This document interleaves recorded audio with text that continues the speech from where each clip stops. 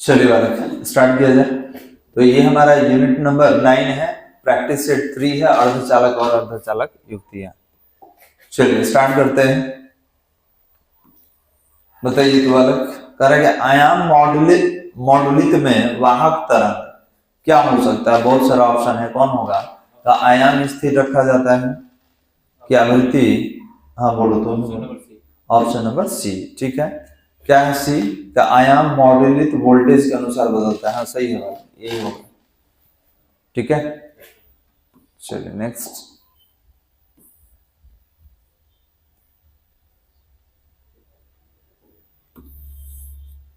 कह रहा है कि एक अर्धचालक डायोड में विभव प्राचीर विरोध करता है। किस चीज का विरोध करता है। तो दोनों क्षेत्र में बहुसंख्यक आवेश वाहकों का विरोध करता है ठीक है। ध्यान देंगे, कह रहा है कि एक अर्धचालक डायोड में विभव प्राचीर विरोध करता है। तो किसका विरोध करेगा। तो दोनों क्षेत्रों में बहुसंख्यक आवेश वाहकों का विरोध करता है। इसके बाद कह रहा है भू तरंगों का ध्रुवण होता है पृथ्वी तल के। बताइए कहाँ होता है। किसी भी दिशा में हो सकता है, याद रखेंगे ये किसी भी दिशा में ध्रुवण हो सकता है। चलिए अगला क्वेश्चन है कि जब पीएन संधि पर अग्रदिशिक बायस, देखिए इसको अग्र बायस कहा जाता है। ये जो लिखे हैं इसको हम लोग अग्र बायस कहते हैं या अग्र अभिनति भी कहा जाता है। अग्र आप बायस कहेंगे या अग्र अभिनति भी कहा जाता है, फॉरवर्ड बायसिंग प्रयुक्त किया जाता है तब यह है क्या होगा। बताइए ऑप्शन नंबर सी विभव रोधकता को कम कर देता है। बहुत अच्छा। अग्र बायस में चालक की तरह व्यवहार करता है और चालक की तरह व्यवहार कम करेगा जब रोधकता को क्या करेगा, कम करेगा।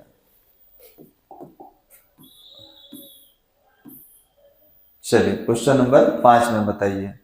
कह रहे संचार में संचरण केवल उन आकाशीय तरंग सिग्नल द्वारा संभव है। कौन सा ऑप्शन है बताइए। ऑप्शन नंबर कौन, ऑप्शन नंबर बहुत अच्छा। कह रहे जिनकी दीर्घ तरंग धार्य हो, जिनका तरंग का लंबाई ज्यादा होगा उनके लिए बालक। अगला क्वेश्चन बताइए। जर्मेनियम डायोड का विभव प्राचीर लगभग होता है, पहले भी आया था, कितना होगा ठीक। बताइए ये बताइए माइक्रो तरंग की आवृत्ति होती है, कितना होता है बताओ। ऑप्शन नंबर ए रेडियो तरंग, रेडियो आवृत्ति से अधिक।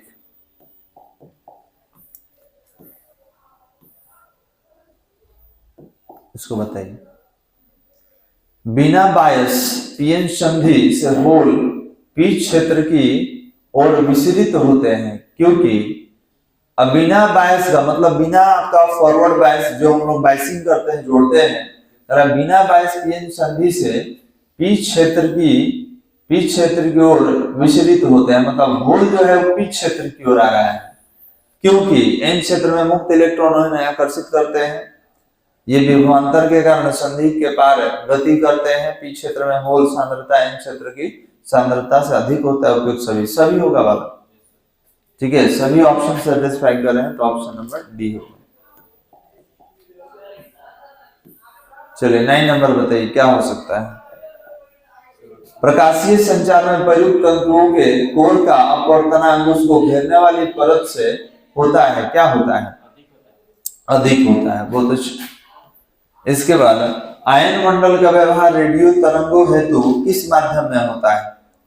ऑप्शन बताइएगा। मुक्त आकाश, ऑप्शन नंबर सी। बहुत अच्छा। अगला क्वेश्चन बताइए। कह रहा है कि एक ट्रांजिस्टर का आधार धारा में 25 माइक्रो एम्पियर परिवर्तन करने पर संग्राहक धारा में 0.55 माइक्रो एम्पियर परिवर्तन होता है, तो बीटा एसी का मान होगा, कितना होगा बालक। अब इसको सॉल्व करना होगा। सॉल्व कैसे करेंगे बताइए, कौन सा फॉर्मूला लिया जाए। तो बीटा एसी कितना है, बीटा एसी बराबर कितना होगा बताइए।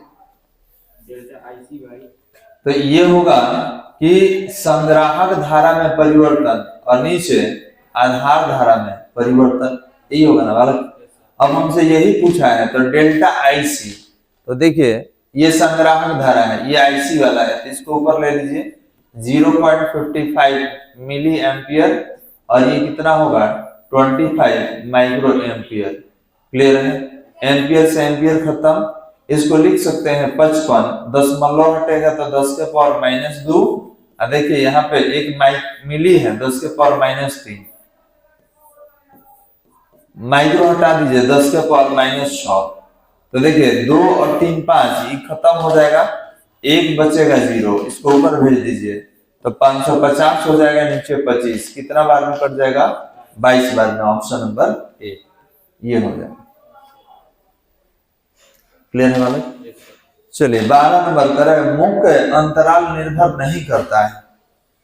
मुख्य अंतराल निर्भर नहीं करता है, किस पर निर्भर नहीं करेगा? ऑप्शन नंबर बी, प्रेषित तथा अभिग्राही के बीच की दूरी पर। बहुत अच्छा, आगे बढ़ा दे, ये बता दीजिए। कर आयाम मॉडलित तरंग से सूचना निहित होती है, किसके लिए होगा? ऑप्शन नंबर ए, केवल वाहक तरंगों में।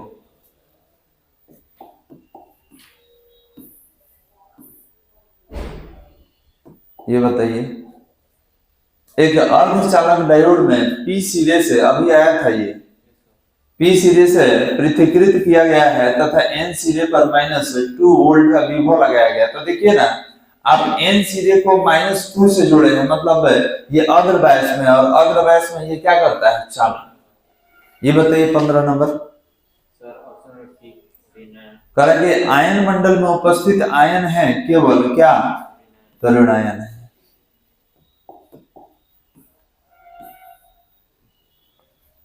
ये बताइए, एक ट्रांजिस्टर का धारा लाभ अल्फा इक्वल टू 0.95 है, उत्सर्जक धारा में परिवर्तन 10 मिली एम्पियर है, तो आधार धारा में परिवर्तन बताइए।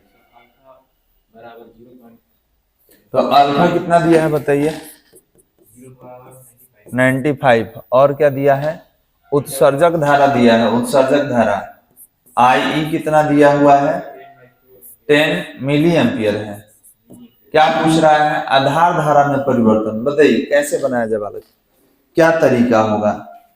तो आप बोलेंगे सर पहले आप संग्राहक वाला निकाल लीजिए, संग्राहक वाला निकाल लेंगे तो वहां पे इसका वैल्यू रख के हम लोग सॉल्व कर सकते हैं। बताइए कौन सा फॉर्मूला ले बालक?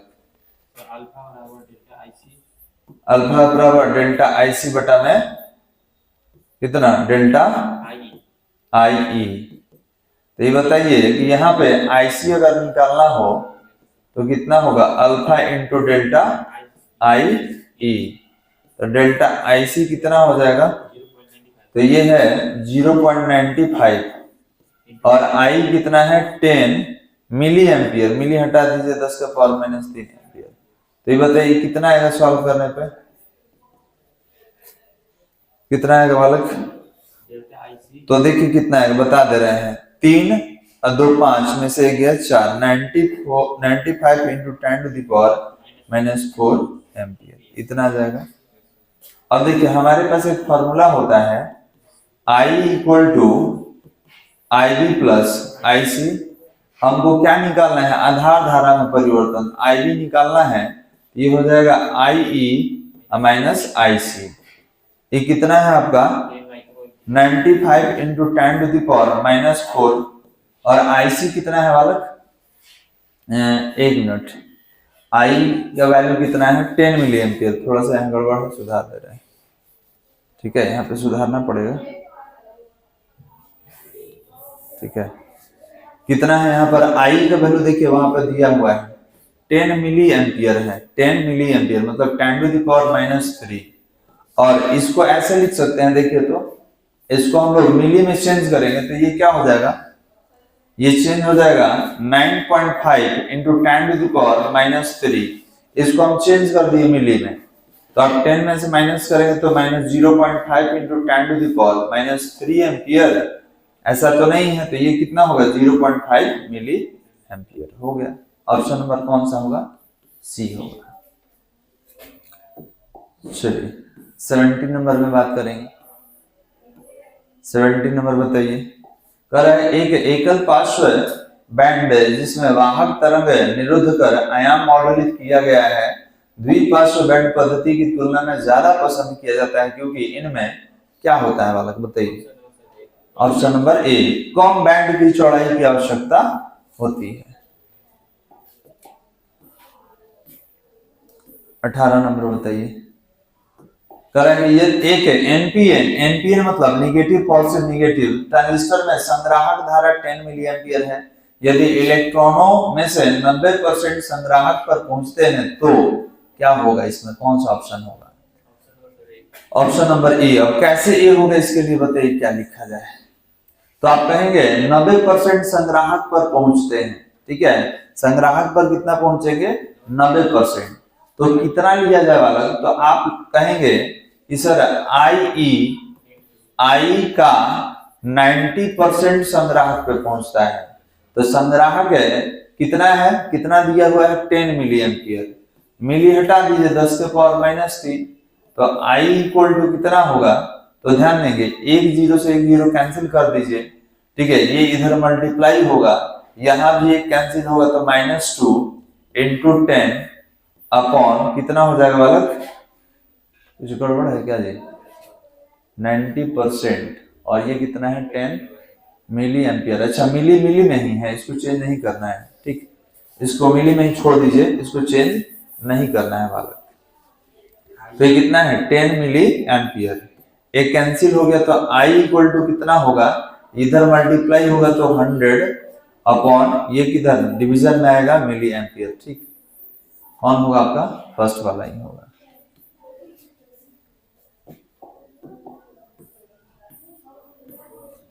चलिए बताइए, सिलिकॉन डायोड में संधि विभव का मान कितना होता है?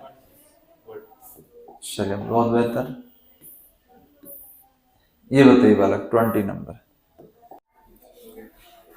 चलिए बालक क्वेश्चन नंबर 20 देखते हैं। करेंगे कि धारा लाभ बीटा 19 वाले ट्रांजिस्टर की उभयनिष्ठ उत्सर्जक व्यवस्था में यदि आधार धारा में 0.4 मिली एम्पियर का परिवर्तन किया जाए तो संग्राही धारा होगा। अब कितना होगा देखिए, बीटा इक्वल टू होगा 19 और इसके बाद क्या दिया हुआ है? आधार धारा में मतलब डेल्टा IB, ये कितना है आपका? 0.4 milli ampere.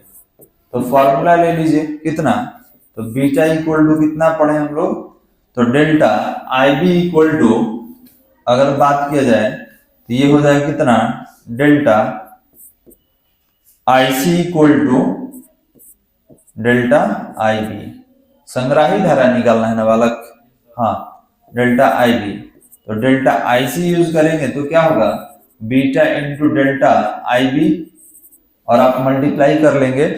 Delta IC equal to कितना? 19 इंटू 0.4 मिली एम्पियर जो भी है, तो ये कितना हो जाएगा?